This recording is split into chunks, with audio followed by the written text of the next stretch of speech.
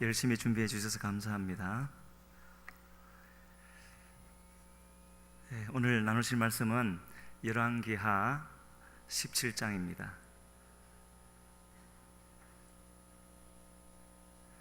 지금 읽기로는 17장 7절과 8절 그리고 18절 이렇게 세 절만 읽고 나머지는 나중에 또 읽도록 하겠습니다.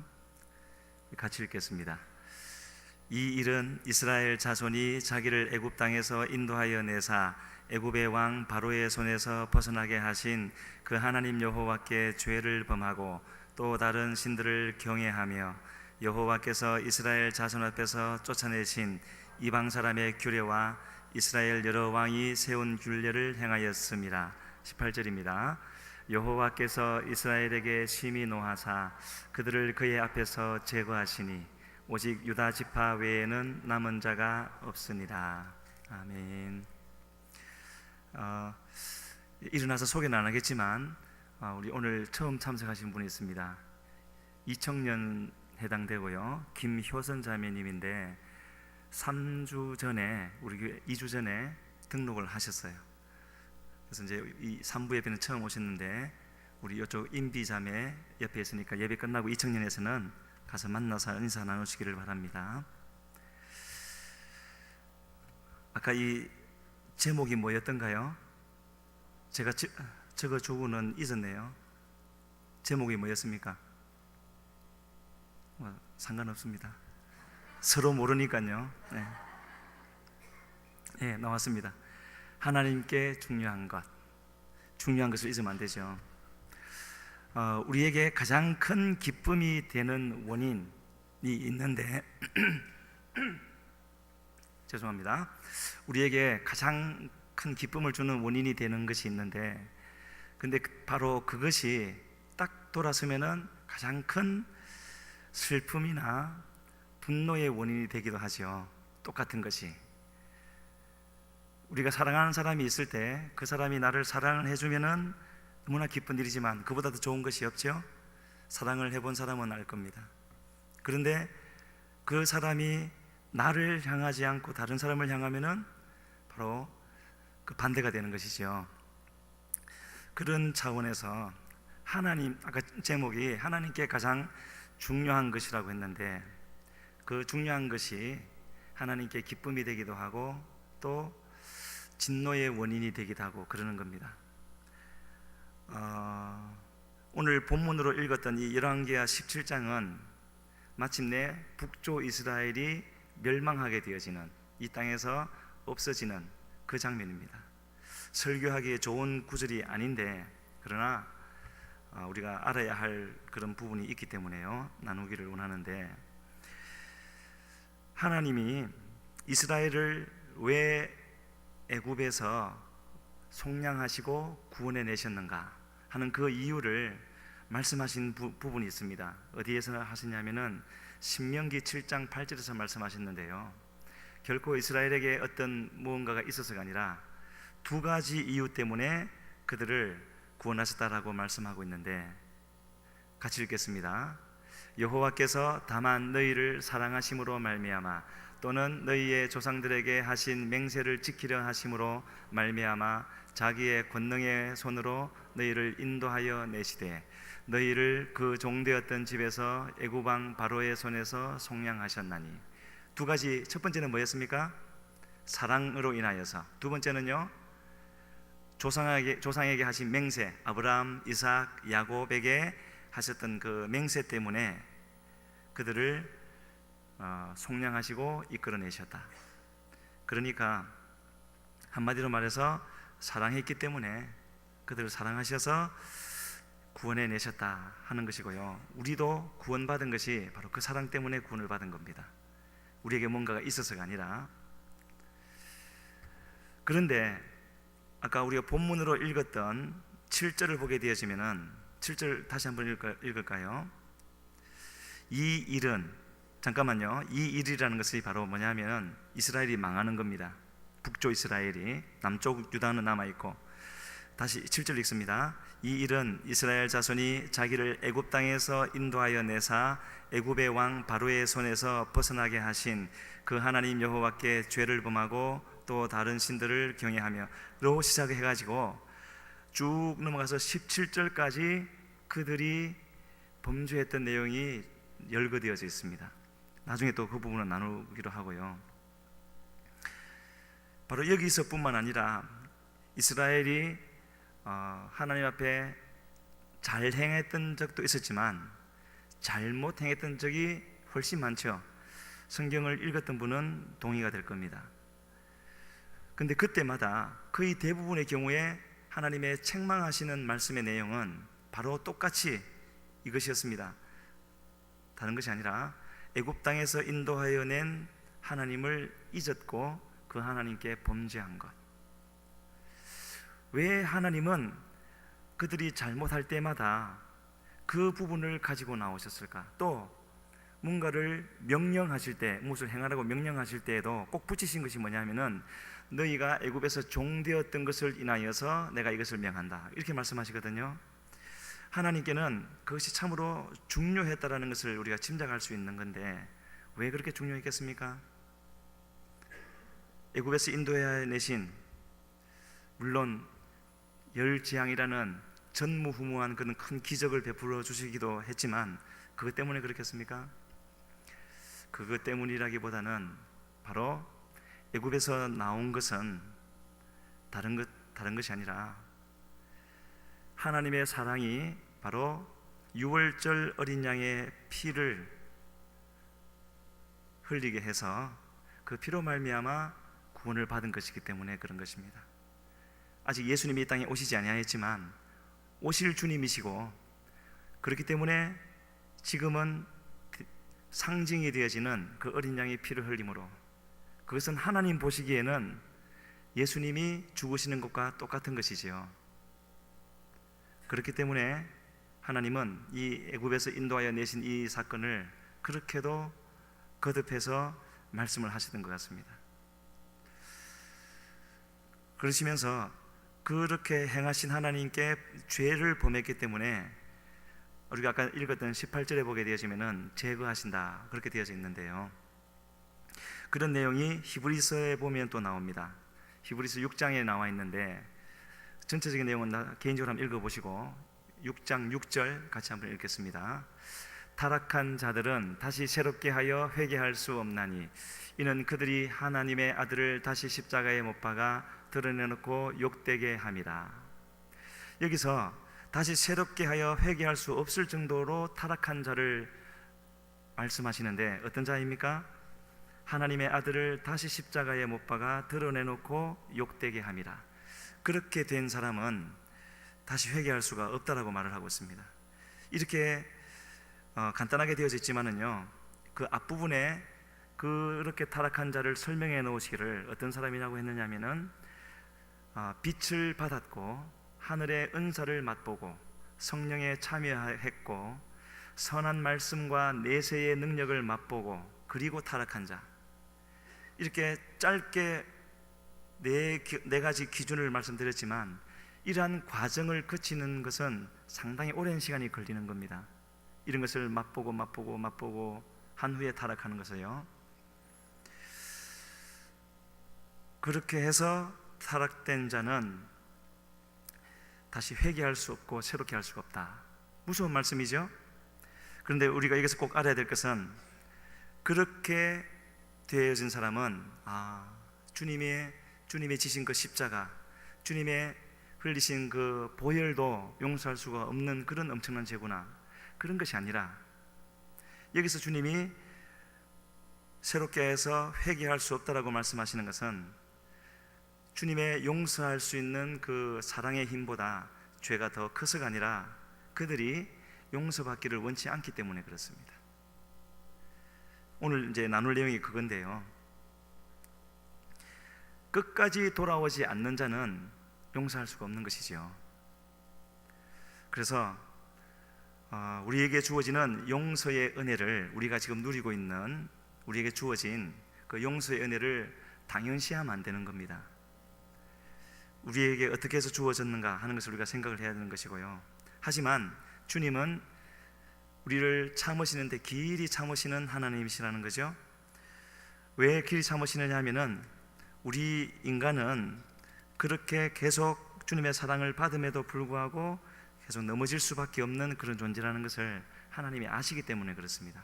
그런데 문제는 우리는 이 땅에서 영원히 사는 존재가 아니라는 거죠. 기회가 한정이 되어져 있습니다. 그것이 이제 우리에게 문제이고, 용서받을 수 없는 경우가 생기는 것도 그것 때문이죠. 기회가 지나고 나면. 그러나 하나님은 우리를 이제 끝까지 구원하기를 원하시고, 그래서 주님께서 하신 말씀 중에 영원토록 함께 하시겠다고 하는 그 말씀은 그냥 함께 하는 것이 좋아서, 물론 그런 부분도 있지요. 범죄하기 이전에 에덴 동산에서 주님과 교제하는 그것으로 하나님은 영광을 거두셨지만, 그렇게 주님이 함께 하신다라는 그 말씀 속에는요, 이렇게 계속 이제 범죄한 후를 말하는 거죠. 넘어질 수밖에 없는 우리를 함께 하시면서 반드시 지켜주신다라는 것과, 그리고 주님이 함께 하시기 때문에 우리에게 죄가 있어서는 안 된다 하는 것을 말씀하시는 겁니다. 그래서 우리에게 주어진 구원이라는 것은 하나님의 전적인 은혜로 주어지는 것이지만, 그래서 이 지금까지 지었던 모든 죄는 그 순간에 해결이 되어지고 용서함을 받기 때문에 애굽에서 세상으로, 광야로 이렇게 나오게 되어지는 것, 그것을 의미하는데, 그것은 신분이 변화되어진 것을 의미합니다. 똑같은 나이지만 애굽에 있을 때는 노예였고 죄의 노예였지만, 이제는 어린 양의 죽음으로서 그 죄의 값이 치러졌기 때문에 딱 나오는 순간에 더 이상 종이 아니라 자유자가 되어졌고 신분이 바뀐 것을 의미합니다. 문제는요, 우리는 여전히 죄의 속성을 가지고 있다는 데 문제가 있죠. 주님이 바꿔놓으셨으면 그대로 가면은 좋은데, 우리 자신을 보면 알 수 있지 않습니까? 그렇게 오래 가지 못하는 것을 볼 수가 있습니다. 주님이 의롭다 하신 그런 사람은 주님이 그렇게 하셨기 때문에 어느 누구도 정죄할 수 없고 또 공격할 수도 없지만, 문제는 언제 생기느냐 하면요, 우리가 다시 선택하여서 죄를 짓게 되면은 다시 죄의 종의 자리에 떨어지게 되어지는 겁니다. 그 한두 가지 예를 말씀드리면, 출애굽기 32장 25절에 이런 말씀이 나오는데요, 아론이, 모세가 시내산에 올라가서 40일 금식할 동안에 이스라엘 백성들이 금송아지를 만든 그 일에 대한 말씀이죠. 같이 읽겠습니다. 모세가 본즉 백성이 방자하니 이는 아론이 그들을 방자하게 하여 원수에게 조롱거리가 되게 하였습니다. 죄를 범하니까 원수에게 조롱거리가 되게 했다 했죠. 조롱하고 마는 것이 아닙니다. 그 뒤에 결과가 따르는 법이죠. 3,000명이 죽게 되어지죠.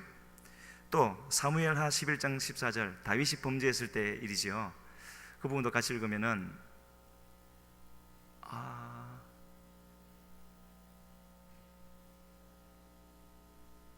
제가 잘못 구절을 알려준 것 같습니다. 제가 말씀드릴게요. 다윗이 밧세바를 범한 그 일을 두고 하는 말입니다. 이 일로 말미암아 여호와의 원수가 크게 비방할 거리를 얻게 되어졌다 해서 그 뒤에 또 그 결과가 따르는 것을 볼 수가 있습니다. 결코 내가 죄를 짓고 하나님 앞에, 예수님 앞에 가면은 용서함을 받지만, 이런 결과가 따르게 되어지는 것은 바로 반드시 값을 다시 치러야 하기 때문에 그렇습니다. 그래서요, 하나님의 그 인도하심을 출애굽시키시고 구원시키고 나서 하나님께서 우리에게 주시는 그 인도하심을 생각해 본다면은, 왜 죄의 값을 어린 양의 피로 말미암아 값을 다 치르고 나서 구원하셨는데, 그러면 바로 가나안으로 가시면 좋을 것 같은데 왜 광야 40년이 필요했습니까? 하나님께, 이스라엘 백성들이 원한 것은 아니었죠. 하나님께 필요한 것이었죠. 왜 그 기간이 필요했습니까? 또 한 가지 질문은, 왜 하나님은 이 땅에 있는 온 인류를 한꺼번에 구원을 하시지, 왜 한 민족, 그것도 크지 않고 강하지 않고 잘난 것도 없는 한 민족을 그렇게 택하셔서 그들을 통하여서 다른 사람들을 구원하기를 원하셨습니까? 바로 여기서 아까 말씀드렸던 그 오늘 말씀의 제목 하나님께 중요한 것, 그것이 나오는 것이죠. 왜 그렇겠습니까?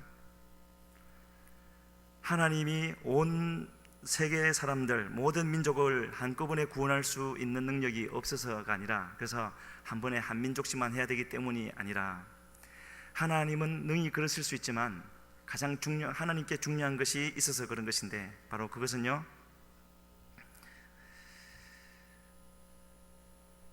아까도 구원하신 후에 그 말씀을 함께 하신다는 말씀을 드렸지만은, 주님은 구원해 놓고 나서 너희가 너희의 그 길을 알아서 가라 하시는 분이 아니라 항상 함께 하시는 하나님이시라고 말씀하고 있습니다.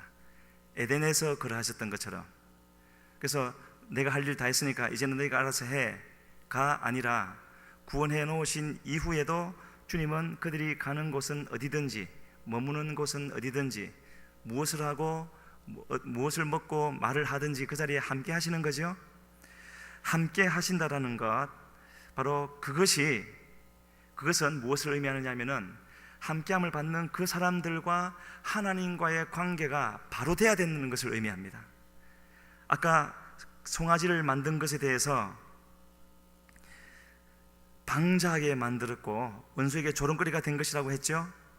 그에 대해서 한 가지 더 하신 말씀이 있습니다. 출애굽기 33장 3절인데요 그게도 우리 같이 한번 읽겠습니다. 너희를 젖과 꿀이 흐르는 땅에 이르게 하려니와 나는 너희와 함께 올라가지 아니하리니 너희는 목이 곧은 백성인즉 내가 길에서 너희를 진멸할까 염려함이라 하시니. 금송아지를 만든 것에 대해서 모세가 중보기도를 했기 때문에 그것은 용서를 하셨습니다. 그러시면서 올라가라, 내가 천사를 앞서 보내어서 너희를 가나안 약속의 땅에 이르게 할 것이다. 그러나 나는 너희와 함께 올라가지 아니하리라, 그렇게 말씀하고 있죠. 그 이유에 대해서 뭐라고 하십니까? 너희는 목이 곧은 백성인즉, 하나님이 함께 가시면 주님과 하나 되어지는 것이고 한 자리에 같은 임재 가운데 있는 것인데, 그들이 그런 목이 곧아서 곧 죄를 계속 짓게 되어지면 하나님이 함께 하실 수 없을 뿐만 아니라 그들을 하나님이 멸망시킬 수밖에 없기 때문에 너희를 진멸할까 염려함이라 그러셨죠. 그래서 나는 올라가지 않겠다. 주님이 지금 올라가지 않겠다라는 말을 하기 위해서 그런 말씀하시는 겁니까? 이 말씀을 통해서 주님이 의도하신 것은 하나님이 어떠한 분이시고 그 하나님의 함께 하심을 받으려면 너희가 어떻게 해야 될 것인가 하는 것을 알려주시는 겁니다. 계시해 주시는 거죠. 왜요?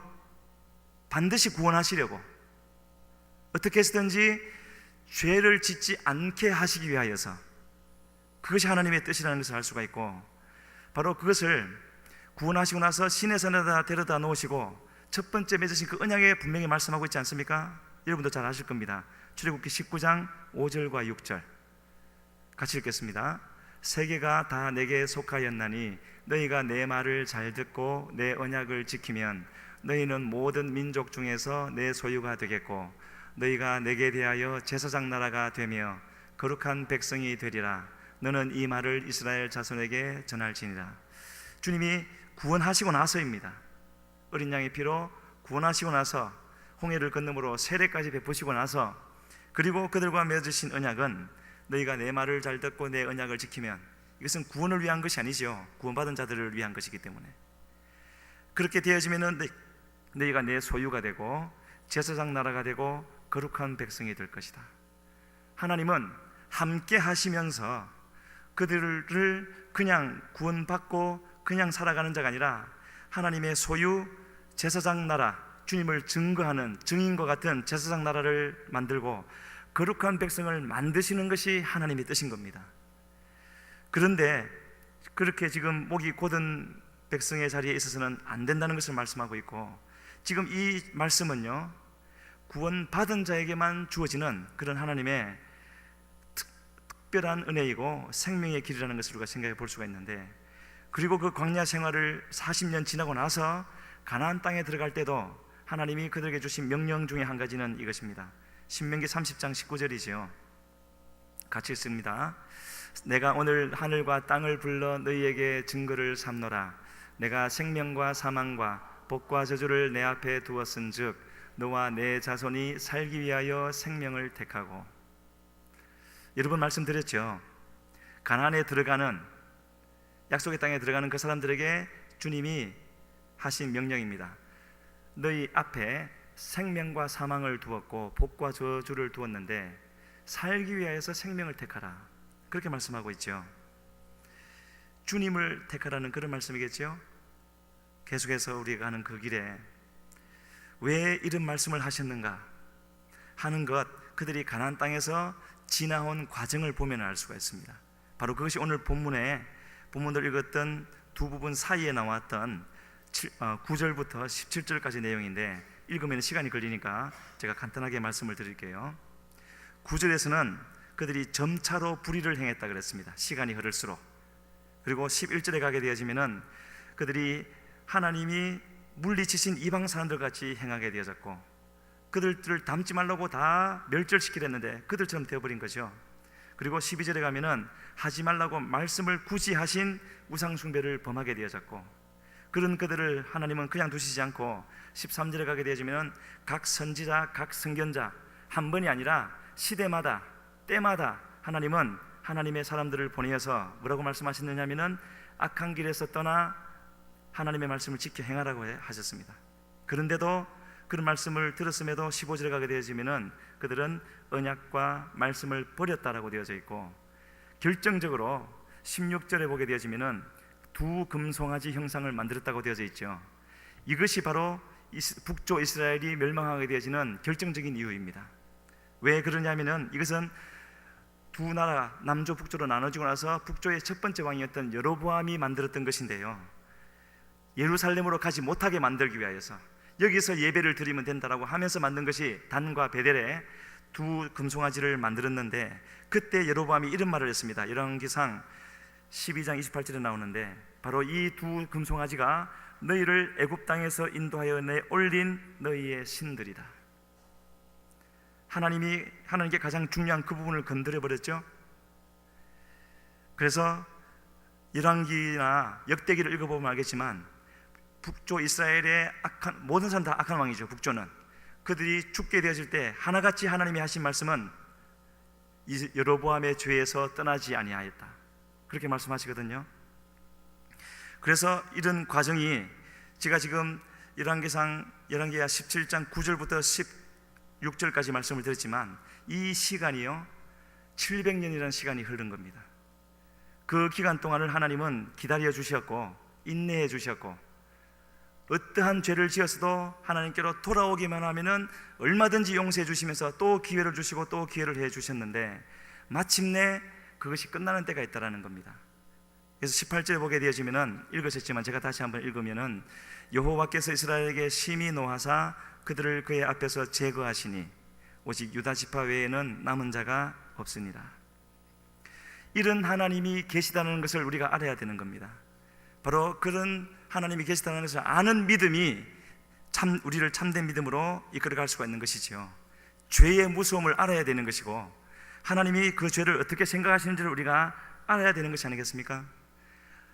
우리를 사랑하셔서 아들이신 예수 그리스도를 보내시고 죽기까지 하신 그 사랑, 그것은 이 세상의 그 어떤 것보다도 크신 사랑이지만, 끝까지 죄를 회개하지 않고 계속해서 거기서 돌아오라고 하시는 말씀에도 불구하고 거기 앉아있는 사람까지도 죄 있는 모습 그대로 천국에 들어가는 것이 하나님의 사랑입니까? 그렇지는 않지요. 교회에서는 그렇게 해야 됩니다. 어떠한 사람이라도 오라고 해야 되고 불러드리고 받아들여야 되지만, 그러나 천국에는 그렇게 가서는 안 되는 것이지요. 그래서 제가 지금 이런 말씀을 드린다고 해서 주님의 십자가, 주님의 흘리신 그 보혈의 은혜의 크기와 그런 것을, 능력을 제약을 하거나 제한을 두는 것이 아니라, 아무리 하나님의 사랑이 크다고 해서 우리의 불신하고 말씀에 불순종하고 영적으로 게으른, 오라고 열어주신 그 구원의 길로 가지도 않는 그런 것의 핑계로 삼아서는 안 된다는 것을 말씀드리고 있는 겁니다. 우리는 주님께서 인도하실 때에 왜 주님이 우리와 함께 하시지요? 이와 같이 이런 과정들이 있기 때문에 우리와 함께 하시면서 우리의 발걸음을 인도해 주시기 위하여서 함께 하시는 것이고, 그것은 우리에게 말씀을 통하여서 여러 가지 방편들을 통하여서 우리가 가야 할 길을 보여주시는 그런 하나님이신데, 그 하나님의 함께 하심을 받는 자라면, 또 앞으로 계속 받기를 원한다면 하나님의 인도하심에 순종하면서 나가야 되는 것이고, 넘어지는 한이 있다 할지라도 다시 일어서서 또 주님께로 돌아가고 또 주님께로 돌아가고 하는 그런 것이 우리에게 있어져야 되는 것입니다. 주님의 십자가에 흘리신 그 은혜는, 보혈의 은혜는 어떠한 죄도 용서해 줄 수가 있고 얼마든지 용서해 줄 수가 있지만, 우리가 꼭 기억해야 될 것은요, 그 피 흘리신 분이 하나님이시라는 것을 우리는 반드시 알아야 되고요, 하나님은 죄는 너무나 싫어하는 분이라는 것을 우리가 알아야 되고, 우리 또한 그 죄를 싫어하는 그런 자가 되어야 하는 것을 돼야 하고요, 또 어떠한 죄를 지었다 할지라도 하나님께로 돌아가기만 하면은, 하나님을 의지하기만 하면은 하나님은 용서해 주시는 그런 분이라는 것을 우리가 인정해 드릴 때에만 주님의 그 십자가의 은혜가 우리에게 구원의 은혜로 다가올 수가 있는 겁니다. 개나 돼지에게는 진주를 던지지 말라 그러시죠? 그 값어치를 모르기 때문에. 값없이 주는 주님의 은혜이지만 결코 아무에게나 주는 은혜는 아니라는 것, 우리는 잊지 말아야 될 줄로 믿습니다. 주님은 이와 같이 성경을 우리에게 허락하여 주신 것은 이러한 사실들을 우리에게 알게 해 주시기 위하여서, 우리를 죄에서 사하시고 구원의 길로, 구원의 자리에 옮겨 놓으셨는데, 절대 그것으로 끝나지 않고 계속해서 하나님의 은혜와 또 경계하심, 그 가운데로 나 있는 생명의 길로 계속 주님께로 나가게 하는 것이 주님이시고, 그 주님이 함께하고 계신다는 것, 우리가 꼭 잊지 말아야 될 줄로 믿습니다. 하나님, 우리를 구원하실 분은 하나님이시고, 또 우리를 심판하실 이도 사탄이 아니라 하나님이시라는 것, 이것은 우리가 두려워할 하나님을 말하는 것이 아니라 그 하나님 외에 어떠한 것도 두려워할 필요가 없는 것이고, 하나님께로만 나아가면, 하나님만 의지하면 우리에게 있는 어떠한 문제도 해결받을 수 있다는 것을 말씀드리는 겁니다. 하나님은 아벨과 가인을 구별하셨고, 야곱과 에서를 구별하셨고, 다윗과 사울을 구별하신 그 하나님이라는 것을 우리는 잊지 말아야 하겠고, 이 하나님의 사랑을 알되 바로 이러하신 하나님이라는 것을 알아서 그 주님 앞에 바로 설 수 있게 되어지는 그런 우리 모두가 되어지기를 원합니다. 물론 우리로서는 하나님의 그 인도하심에 순종하여 갈 수 없다는 것을 주님은 아시기 때문에 이런 성경만 허락해 주신 것이 아니라, 예수님을 보내어 주셔서 우리의 죄를 사하시는 그것까지만 행하신 것이 아니라, 우리로 말씀을 들을 수 있고 순종할 수 있도록 성령까지 보내어 주셔서 주님의 그 길로 가게 해 주신 하나님이시라는 것, 이러한 것만 보더라도 하나님은 우리를 어떠한 경우에도 구원하기를 원하시는 하나님이라는 것을 우리가 알 수가 있지 않습니까? 그 하나님을 알게 되어지므로 지금 우리는 그 주님 앞에 더욱더 힘써 나가게 되어져서 다시 한번 우리의 모든 것이 새로워지고 주님이 주시는 은혜로 채워질 수 있는 그런 우리 모두가 되기를 주님 앞에 간절히 소원합니다. 같이 기도하며 나가겠습니다. 기도하실 때, 하나님, 우리에게 주님을 더욱더 알게 하여 주시옵소서.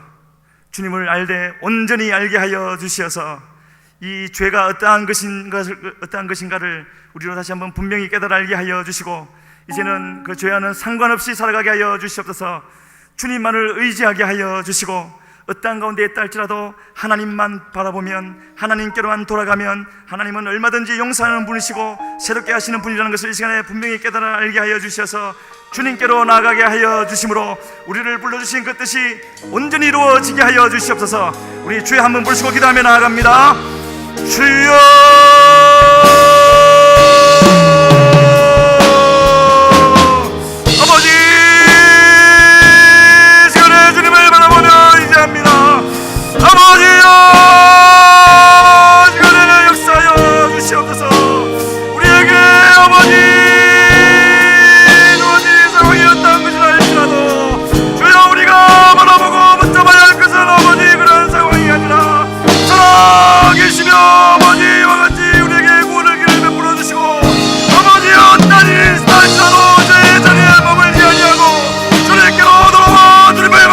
주님을 붙잡으라고 말씀하시는 그 주님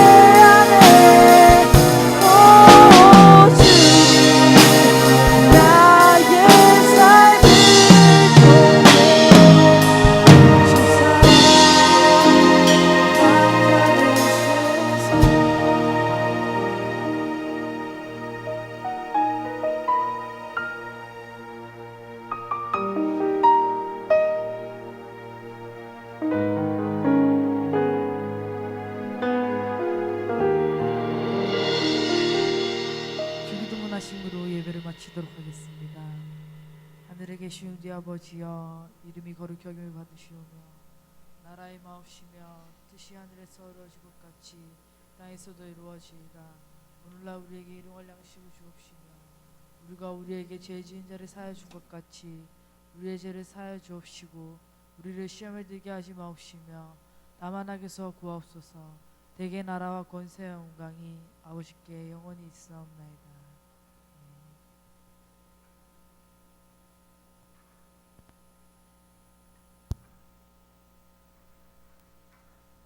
네, 반갑습니다. 청년교회 광고 시간입니다. 러브하이 캠페인이 현재 진행 중에 있습니다. 먼저 청년회끼리 사랑합니다 인사하면서 서로 이제 이렇게 사랑하는 청년회가 되시길 바랍니다. 네, 다음 광고는 2014년 학예 단계 선교 준비 중에 있습니다. 오늘 첫 모임을 하는데 저녁 예배 후 어린이집 카페로 모여주시고요. 네, 올해는 미얀마 단기 선교팀, 중국 단기 선교팀이 되겠습니다. 네, 단기 선교 모임을 저녁 예배 후 어린이집 카페로 바로 모여주시면 되겠습니다. 신청은 남충원 열방 선교 팀장님에게 주시면 되고요. 그리고 지금은 단기 선교에 관련된 영상 짧게 보시겠습니다.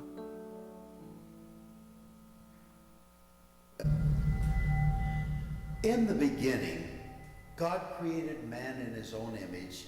He walked with man in the cool of Eden, but sin interrupted that union. So God created the missionary. God said, I need someone willing to say no to the status quo, no to the dream of wealth, leave their families to fly to a distant land, and learn a language they have never heard, ride in cramped buses on backs of camels, someone who would sleep anywhere, eat anything, bear the heat, and fight the freeze with a smile on their face, just to take the gospel to a people not their own. So God created the missionary. God said, because the harvest is plentiful, I need someone ready to sow the seed, to plow the ground, water the seed, and reap the harvest which is ripe. Someone to go and train, to multiply the crops, and to answer the call and pay the price. So God created the missionary. God said, I need someone who is a radical servant of all, taking the lowliest job, washing the feet of the poor, caring for the sick, and cleaning their wounds. I need someone to visit the prisoner, care for the widow and the orphan, to sit in the dust with a child and tell them that they are loved. So God made a missionary. God said he needed someone who would believe that blind eyes could see and lame feet could walk and that the dead could live again. Someone who would pray long hours and intercede through the night with wordless groans of petition so that one soul might be saved. God said, I need someone honest and brave, full of grace, mercy, and compassion, free from fear and passivity, walking in true identity, someone burning with love and girded with truth, someone who radiantly reflects God's glory. So God made a missionary. God said, I need someone who would say yes before they were asked. Someone who would go to distant islands, barren deserts, inner cities, closed nations, next door neighbors, and prestigious universities to reach the unreached. Who would hike any mountain and endure any obstacle because how will they believe in him of whom they have never heard? How will they hear unless someone preaches? And how will they preach unless they are sent? So God made the missionary.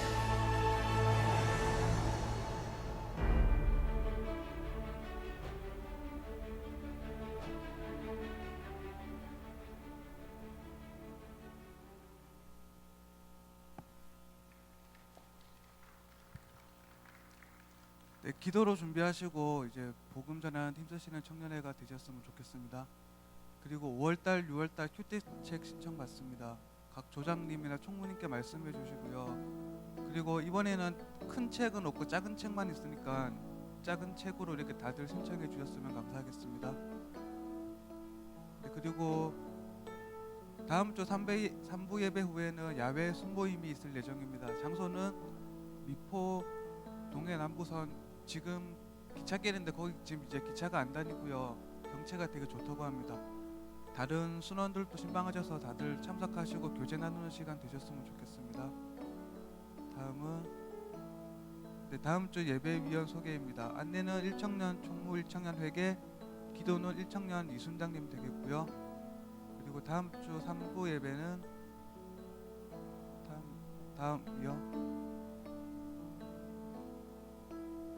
다음 주 3부 예배는 특송은 싱어팀, 엔지니어팀이 되겠고 기도는 1청년 회장님이 되겠습니다.